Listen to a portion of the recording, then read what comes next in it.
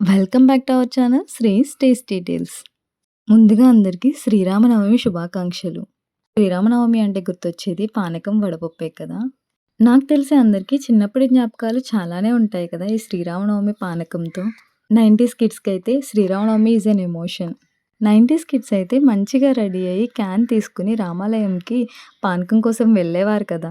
మీకు కూడా ఇలాంటి మెమోరీస్ ఏమైనా ఉంటే షేర్ చేసుకోండి. మీరు 90స్ కిడ్స్ అయితే కామెంట్ చేసేయండి మీ మెమోరీస్‌ని.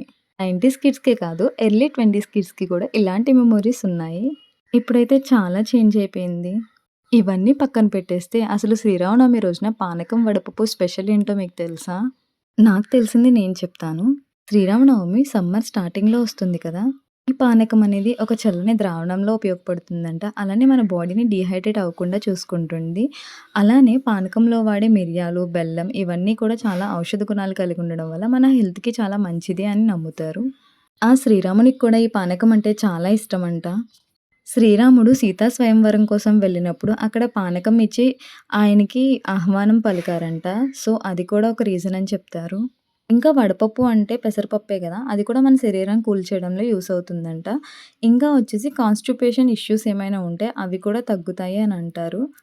ఇవి నాకు తెలిసిన సైంటిఫిక్ రీజన్స్. మీకు కూడా ఏవైనా రీజన్స్ తెలిస్తే కామెంట్‌లో షేర్ చేసేయండి.